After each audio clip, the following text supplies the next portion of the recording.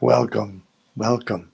Come on in, come on in. We're feeling peace together now. The 47th morning, Eastern, nope, daylight time now in the US. The 47th morning in a row, we meet and feel peace. I'm really excited about this one. It might be because I'm slightly caffeinated, but this this one's going to be a good one. So, before I get started, though, I would like to ask you to do one thing. Um, I'd like you to notice where your feet are now. Just notice your feet, and we'll get back to that later. One of my favorite musicians is a guy named Ry Cooder. And the quote that I use for today is something that he says: I always think you should push your envelope every chance you get. So I was wondering where this idea came from about an envelope and pushing it. Well, it turns out it came from aviation.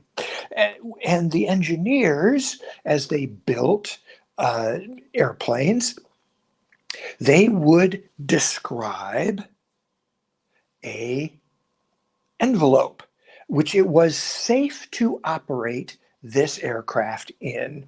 They determined what this box, this envelope was that was safe. And pushing the envelope came from pilots who pushed the recommendations of the engineers. Engineers, especially, well, look at it a different way. When we describe people who are very bright, we talk about brain surgeons and rocket scientists, and kind of a derogatory way of looking at it is saying, oh, it's not brain surgery. Oh, it's not rocket science. So these aviation engineers are pretty smart.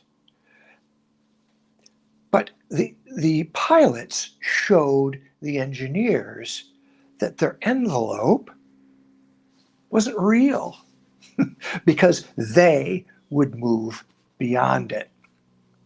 I've got a similar story with brain surgeons. For years, the common understanding was that somehow the fluid that surrounded our brain was static, that it did not communicate with the outside world, and it didn't accumulate waste and let waste leave this closed area in the head. I remember hearing this in high school, and I don't know, it just didn't make a whole lot of sense. There's no other part of the body that is a sealed system. And all of our parts, they grow certain things and then they let off waste. So this didn't make a lot of sense. A few years ago now, I read this story.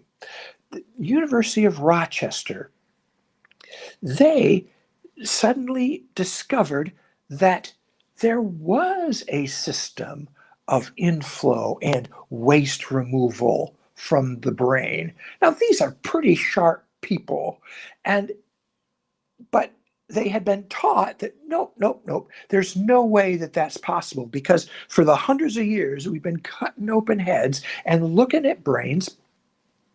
We've never found this waste removal system. Well, it turns out that it's a hydraulic system. Just like your hose. If you turn, you got your hose hooked up to the spigot, you turn the knob, the water comes out the end of the hose. But if you've got a cut in the hose, as you well know, the water will spurt out the cut and it won't come out the end, or less of it will come out the end.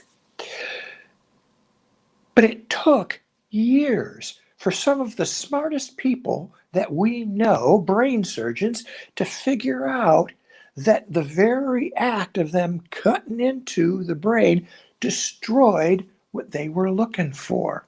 It's one of my favorite stories because science is a process. It's not a thing. It is not something to be trusted. It is something to be examined. It is a process to be used. And any deductions, any conclusions that are come to should be examined with science. Let's get back to your feet.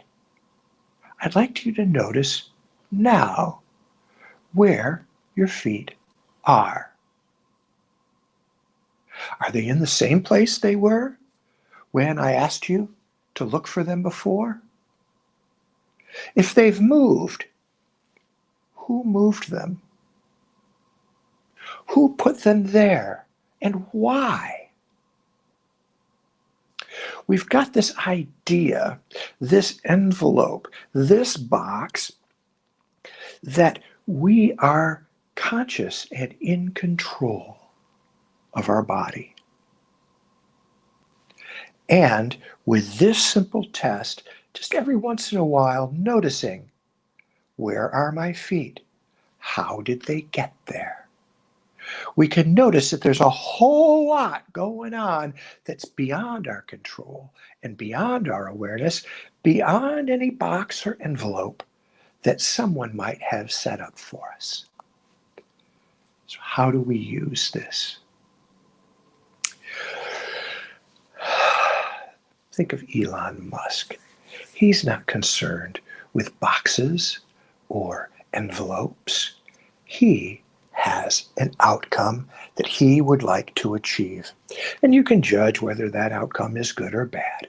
But this outcome is where his focus is. And he is trying different things, different experiments, sciencing a process of trying things out and seeing if they get him and his team closer to the goal. I invite you to do some sciencing on your own. Every once in a while, just notice. Where are your feet? How did they get there?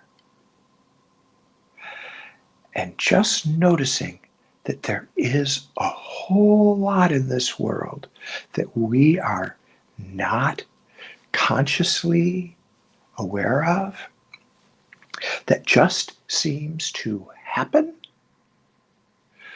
will allow you to see your life without any sort of box or envelope, but with where you are, where you would like to be, and the next step